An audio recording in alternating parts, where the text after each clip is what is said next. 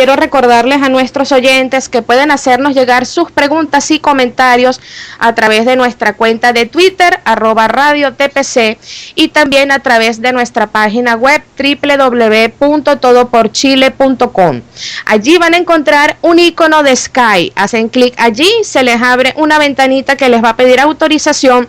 Al aceptarla, se ejecuta la aplicación que les lleva directamente a la cuenta de Sky, donde pueden escribirnos. No hace falta que envíen la solicitud de contacto, simplemente nos escriben allí su pregunta y nosotros la leemos al aire.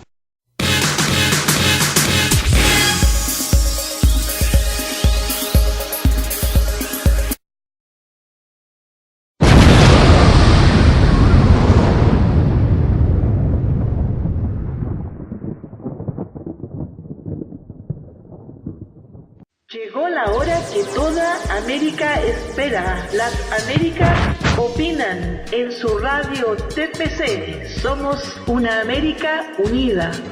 Buenas noches, América. Buenas noches, mundo. Desde Radio TPC, Radio Todo por Chile, con un nuevo programa de Las Américas Opinan. Hoy nos va a acompañar, como siempre, el coronel Roberto Velasco. ¿Cómo estás, Roberto? Bien, Jorge. ¿Y tú?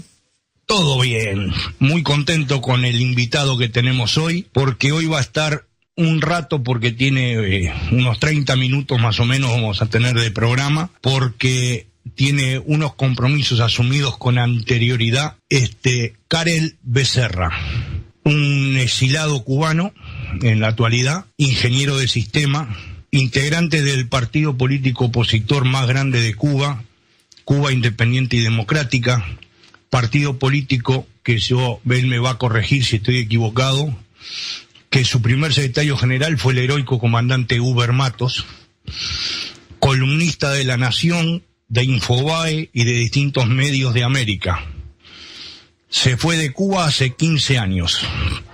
Ya nos va a contar él por qué y por qué no regresa. Bienvenido a los micrófonos de Radio TPC, Karel. Buenas noches y un saludo a todos los que nos escuchan. Gracias por la oportunidad de contar de Cuba y que todos conozcan cómo es la realidad que han ocultado también los Castro durante los últimos años desde que tomaron el poder. Totalmente de acuerdo. ¿Qué opinan los cubanos de los acuerdos estos de Obama con la isla? Bueno, en un principio hay varios criterios, digamos. Depende de la visión, incluso diría del acceso a la información también, porque hay que contar que los cubanos podemos dividirnos en clases informativas en lugar de clases sociales, ¿no? Y eso significa que hay gente que simplemente no ha tenido acceso nunca al mundo externo y cómo funciona el mundo externo, y otros que sí han tenido la oportunidad. Y en el caso mío personal, yo he tenido la oportunidad de acceder a la información y además le he dedicado tiempo a esa información. Y entonces, ya partiendo de eso, te diría que primero el acuerdo es entre Obama y Castro, no es un acuerdo entre Estados Unidos y Cuba, como se repite, digamos.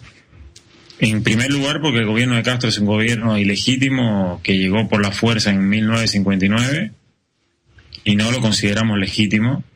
Pero además, no solo que es ilegítimo, sino que hoy la mayor parte de la población no los apoya, no los sigue y, por supuesto, no está totalmente de acuerdo.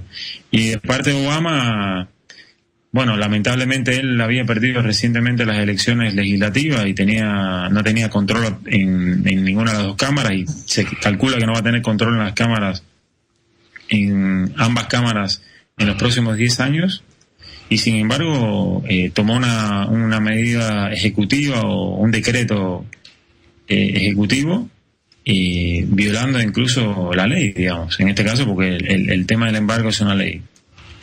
Así que el tema viene de ahí de complejo en la parte de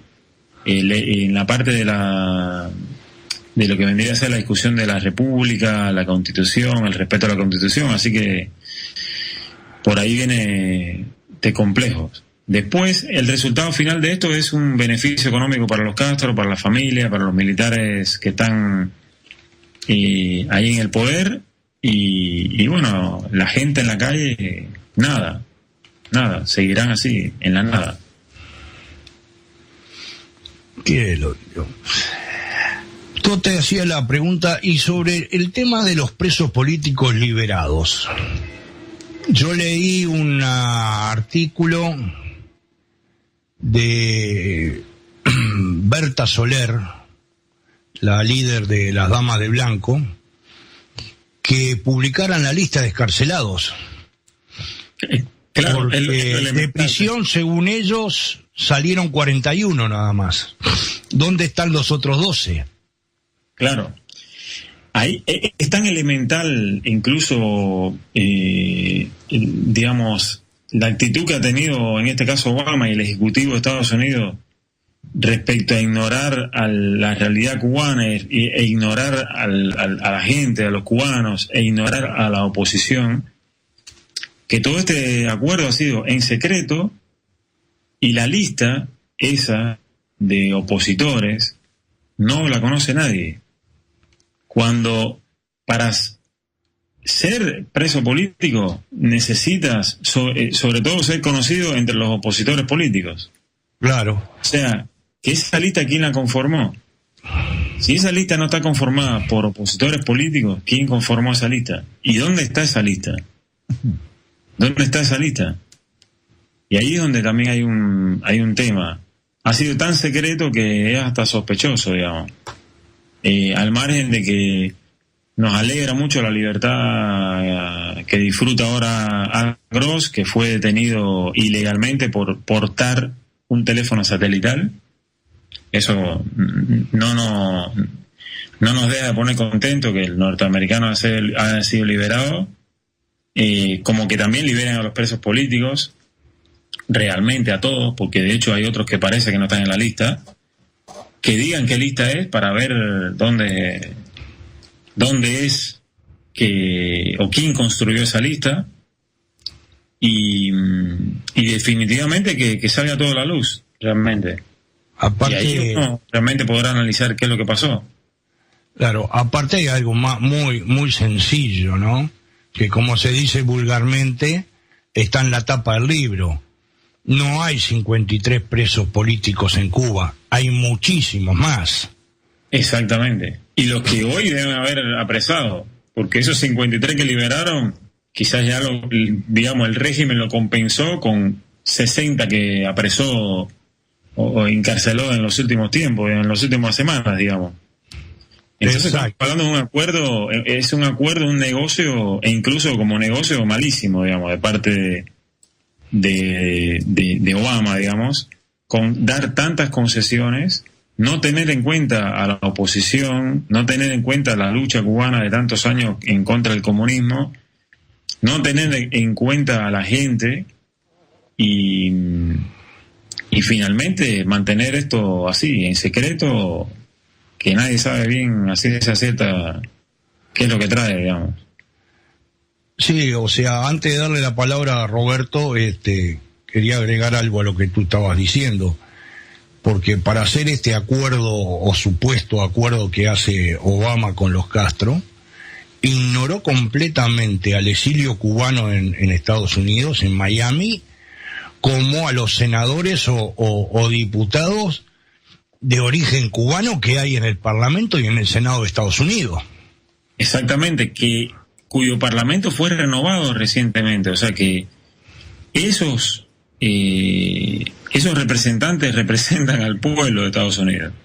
Entonces, ¿a quién escuchó él para tomar esa decisión? ¿A quién? Esa es la pregunta. ¿Quién fue el que influyó en esto? ¿Quiénes? ¿Cuál es la lista de gente? ¿Cuál es la lista de opositores políticos que supuestamente ellos dicen que iban a liberar? Todo un secretismo típico de un arreglo turbio, digamos. Es inconcebible. Roberto. Sí, Jorge, gracias. Primero, como siempre, si me permitís, un saludo a los presos políticos de América, civiles, policías, fuerzas de seguridad, de orden y militares. Seguimos junto a ustedes. Karel, la pregunta mía va,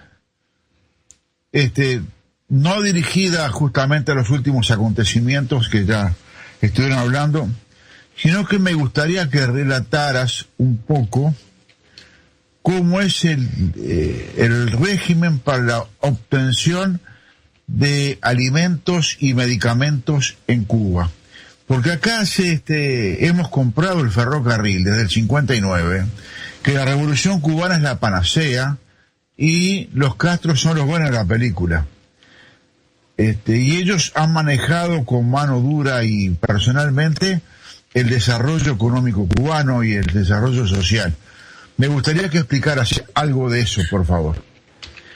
Bueno, mientras mencionabas el tren, diría que es un tren que va barranca abajo y sin freno, digamos.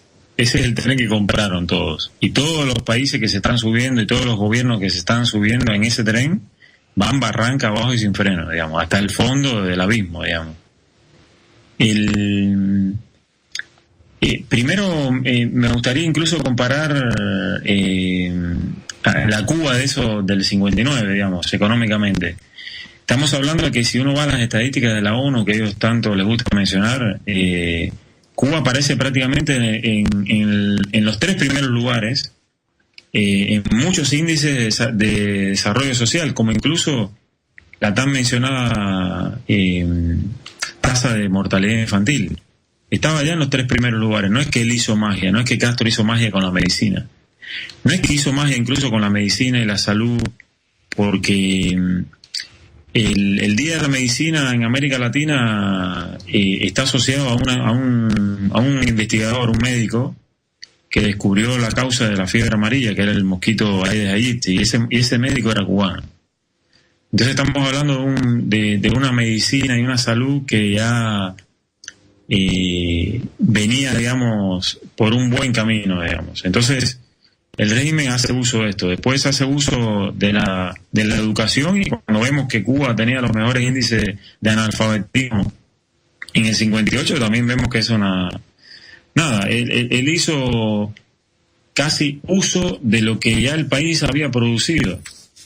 Y lo que simplemente, digamos, pudo haber sido una especie de inercia que hoy por hoy ya no existe. Ese tren, ya repito, ese tren va barranca abajo y sin freno, y los índices actuales son críticos y penosos también. Las condiciones de los hospitales son pésimas. Hay falta de insumos, falta de jeringas, por supuesto. Voy a poner un ejemplo muy pragmático. Yo en Cuba nunca vi una jeringa descartable, por ejemplo. Siempre cuando viví en Cuba me inyectaban con una jeringa que había que... Y esto te hablo hace pocos años atrás. Que había que esterilizar ahí con todas las consecuencias que trae eso. Mi padre es médico, mi padre es cirujano. Mi hermana es especialista en terapia intensiva en pediatría. Mi cuñado es urólogo, especialista en trasplante de riñón. Eso significa que del tema de la salud, digamos, tengo bastante conocimiento, porque lo viví desde niño. Y hoy ellos 3 son médicos y están ahí en Cuba, trabajando en Cuba. Ahora mismo, quizás mi padre está saliendo del hospital. Y yo recuerdo a mi padre llegar y decir, hoy no pude operar porque no había suero. Y él decía, ¿cómo es que no hay suero si el suero es agua con sal? Así. ¿Cómo es que no hay suero? Y eso es, bueno, ese es el resultado del comunismo. Los índices de la salud que han mejorado en Cuba, y que hay que reconocer que hay determinados índices que han mejorado, han sido gracias, y ojalá y estén los médicos escuchándome, ha sido gracias al esfuerzo de los médicos, enfermeros y trabajadores de la salud cubana. Gracias a ellos, que les pagan salarios de $20 al mes. Un salario de $20 al mes, un salario de $30 al mes. Esos son los que han sostenido el sistema, esos que son esclavos de los esclavos. Los Castro no han hecho absolutamente nada. Lo único que han hecho es empobrecer al pueblo, empobrecer y destruir el sistema de salud. Y la educación, lo mismo. La comida, bueno, no sé qué es eso, digamos, directamente. Prácticamente ahí ya es un tema que es la preocupación diaria de los cubanos, la comida, ¿qué comer? ¿Qué comer? Y lo único que hay en el plato de un cubano todos los días, con una incertidumbre incluso de poder cocinarlo o no, porque quizás no tienen leña para cocinarlo, es unas cucharadas de arroz blanco, algunos porotos negros o frijoles negros, y listo. Esa es la dieta básica de los cubanos. Todos los días. No hay carne, no hay pollo, no hay pescado, siendo una isla. Yo viví fechas en Cuba en que no había sal. Y tú dices, ¿dónde está Cuba? Está rodeado de un mar salado. Bueno, hasta ahora todavía es salado, digamos, el mar que rodea Cuba. Y no hay sal. Y yo me pregunto, ¿cómo es que no hay sal? ¿Cómo es que no hay sal? Eso, ¿por qué es? Es el sistema. El sistema ese sistema, no solo que es perverso, es denigrante con la gente, sino que encima no funciona económicamente.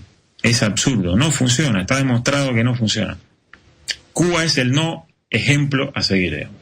Y bueno, eso es todo lo que podría decir, para no estar quizá en muchos más minutos, pero más o menos esa es la idea. ¿Es duro eso, Roberto? Tremendamente duro, porque tiene destruido todo el sistema productivo, porque no tiene nada para exportar. Cuanto antes producía muy bien para su autoabastecimiento y tenía excedentes exportables. Sí, por ejemplo, ya que mencionas la exportación, Cuba era el primer exportador mundial de azúcar. Un tiempo después, la azúcar estaba racionada en la libreta de abastecimiento. Racionada y vendida, porque nunca los cubanos les regalaron nada. Ojalá y escuchen miles de personas hoy este programa, para también sacar este mito de que el gobierno te daba algo. Jamás en la vida la comida, el Estado, digamos, que a la vez ese Estado se la expropió a otro, no es que la produjo el Estado mágicamente, jamás se la dieron a la gente, siempre se la vendieron. Y en precios relativos, yo he calculado a veces los precios relativos, y en precios relativos es más cara el azúcar, esa azúcar que el gobierno te asigna y te vende, es más cara que un supermercado en muchos países de Latinoamérica. O sea, que lo que tú vas a un supermercado y lo compras libremente, allá en Cuba, le tienes que agradecer que te lo venden, y encima te lo venden a un precio caro. Y bueno, el azúcar es eso mismo. Como Chile, por ejemplo, que es exportador de cobre. Bueno, háganse la idea que luego del comunismo, 30 años de comunismo, para hacer una olla y poder cocinar tienen que importar cobre de otro país, porque no hay cobre, por ejemplo. Eso, pero en 30 años. Estos comunistas más o menos en 30 años te hacen todo eso, digamos. Y así. Ese es el resultado final del sistema, la ineficiencia económica total y absoluta.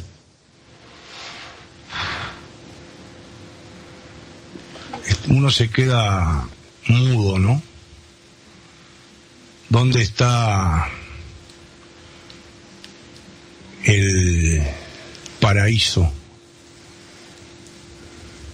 ¿Dónde está el paraíso socialista? El infierno ¿dónde está?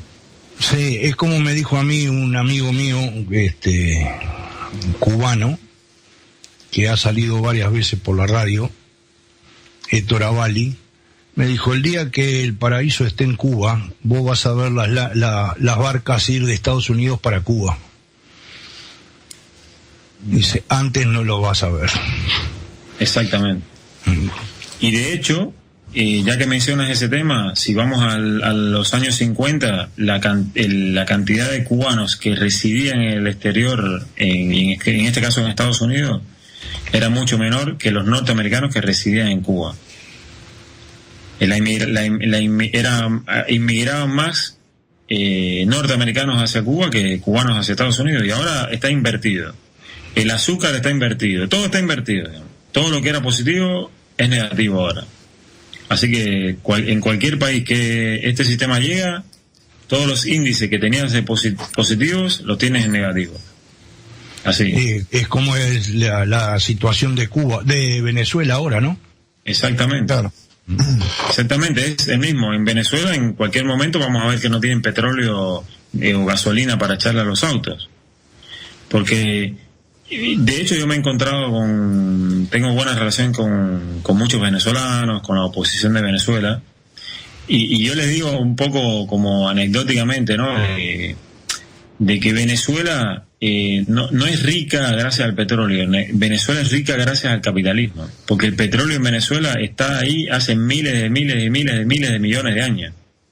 Y hace miles de millones de años Venezuela no era un país rico. Ha sido rica gracias a que ese petróleo se extrae, y eso se extrae gracias al capitalismo, a la tecnología. Entonces la riqueza hay que trabajarla, hay que hacer un esfuerzo. La riqueza no cae del aire, no cae del cielo. Y estos comunistas van a destruir la industria petrolera venezolana, al punto que aunque hayan millones de dólares enterrados en la tierra, no lo van a poder extraer. Ese es el punto. No lo van a poder extraer. Porque ya han sucedido accidentes terribles. No me imagino cómo va a estar la industria petrolera de Venezuela, pero yo viviendo en Cuba, cuando te pongo un ejemplo, cuando muy cubano, están los centrales azucareros que hacían azúcar, primer exportador mundial. Llegó un operario de una planta de ese ingenio de azúcar, y en su casa no tiene un poco de diésel, por ejemplo, para cocinar, porque entonces el Estado no te lo provee. ¿Y qué hace? Va ahí al central y se lleva un poco de diésel, después va un día y se lleva una manguera, después va un día y se lleva un tornillo, y lo va desguazando, digamos, porque no hay forma de comprar y adquirir eso. Y eso es lo que va haciendo la gente, porque la gente tiene que sobrevivir. Y la misma gente se va llevando un tubo acá, un caño de acá, una pieza que sobra, se inventa una cosa, se roba un motorcito que levanta tal cosa ahí en una planta de petróleo, y cuando ven a ver hay un ascensor y dicen, esto no funciona, si se robaron el motor hace 3 meses. Claro. Y así se va destruyendo.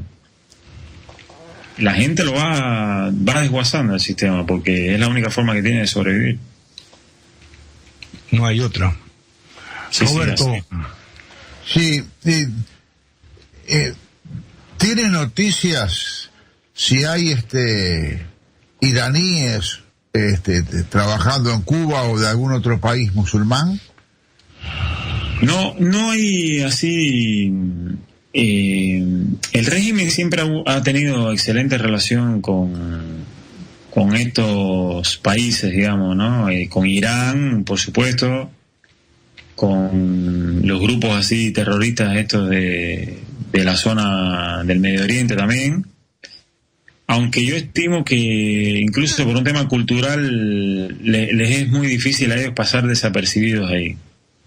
Y entonces quizás puede haber algún tipo de trabajo o cosas por el estilo, pero no escucho, no he visto, no hay información así que refleje que están metidos ahí, porque además Rusia es el padrino en este caso, y diría que cualquier cosa lo harían a través de ellos, digamos, en este caso no tan directo. Así que no hay sospechas o elementos, digamos, por el momento no hemos observado nosotros, o en general tampoco creo que haya. Sí, yo te preguntaba porque en Venezuela la influencia iraní sobre todo es muy importante, ¿no? Sí, yo me imagino que ahí es Bueno, no es que me imagino, sino que es, primero por el tema del petróleo, o sea, transferencia de tecnología que Irán no puede obtener producto del embargo, y a través de un país como Venezuela la obtiene.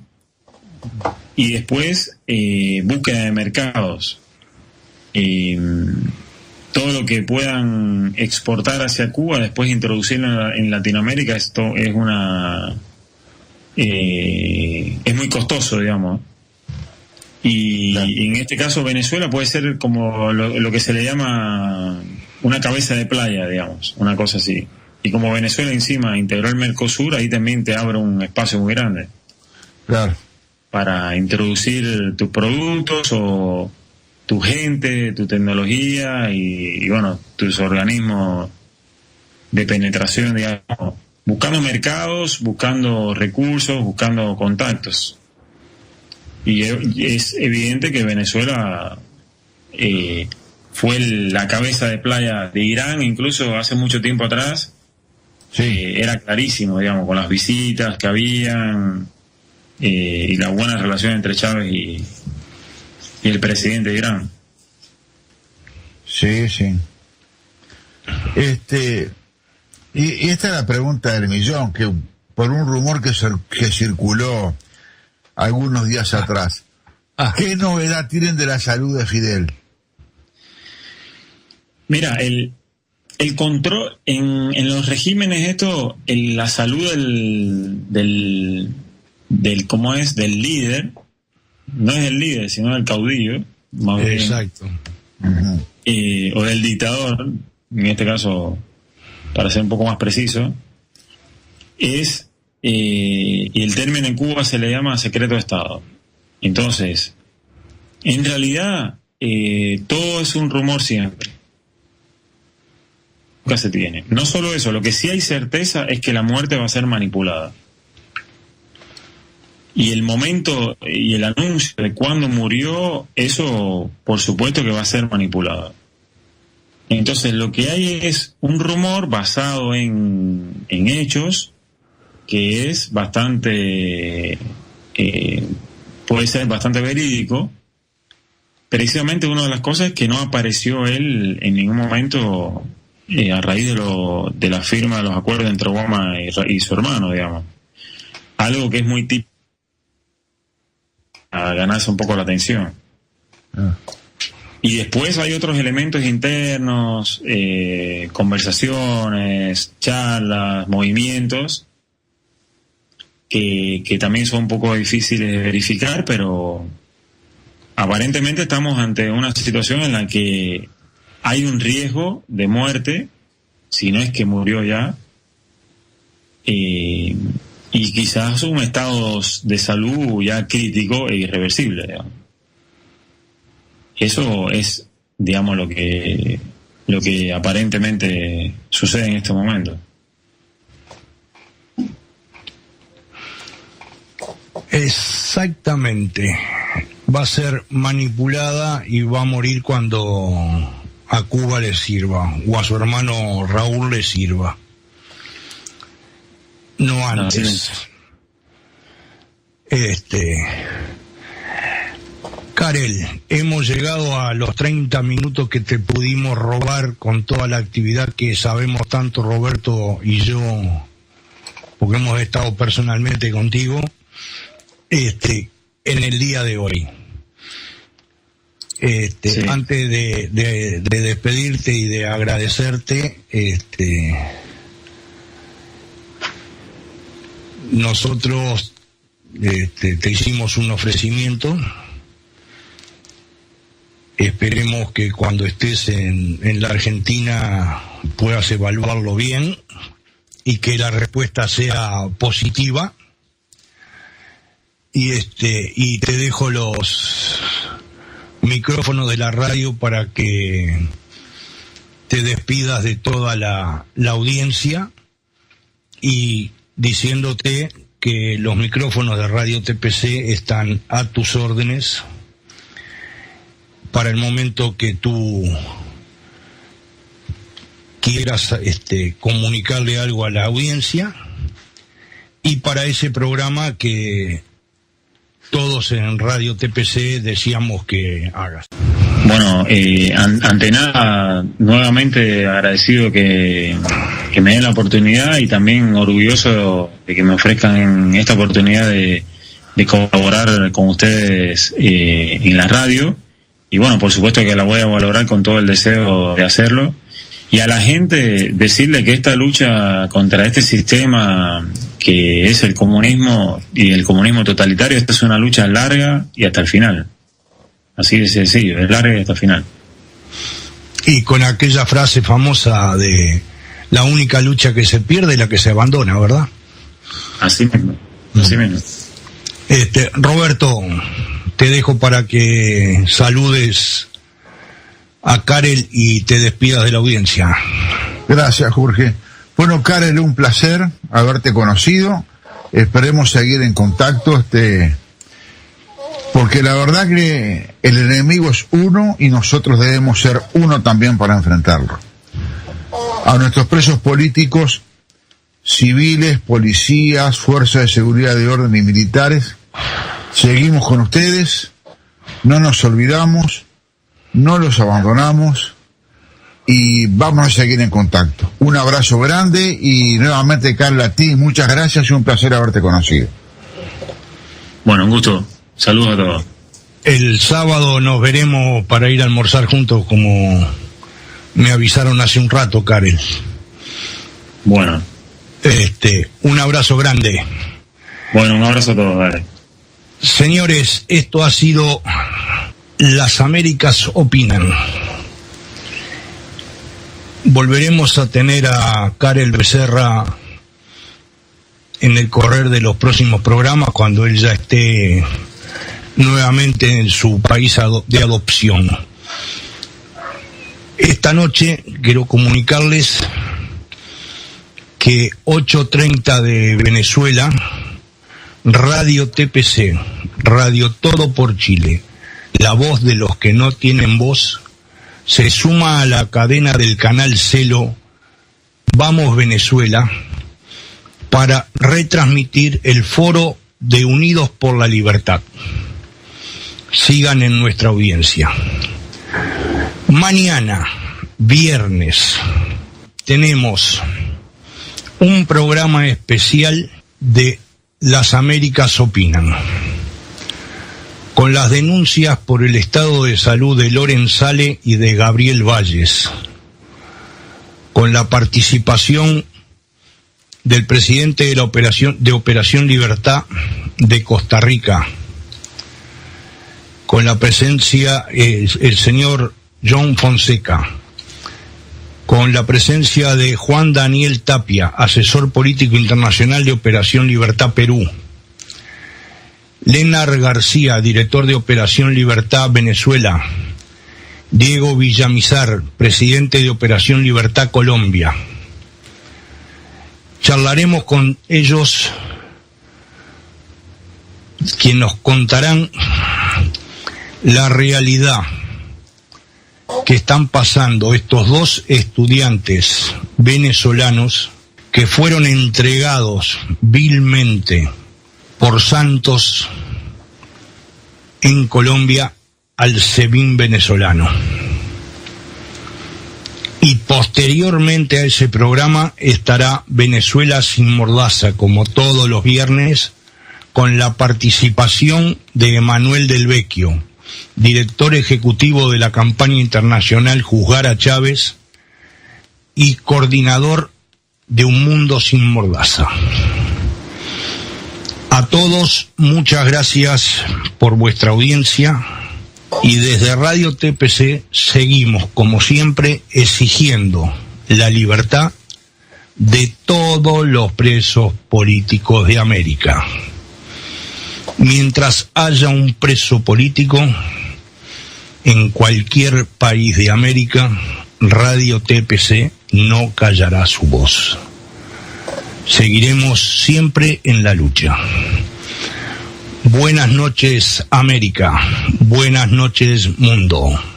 Cárceles y penales, donde los que derrotaron al terrorismo, liberaron sus países y protegieron las constituciones de cada uno de estos, hay miles en toda América. Hoy el terror regresado encierra en lugares como estos, primero para castigar por vencerlos, para lucrar y para que nunca un uniformado se vuelva a levantar como ellos, nunca más vuelvan a cumplir su deber, nunca más hagan respetar la Constitución y las leyes.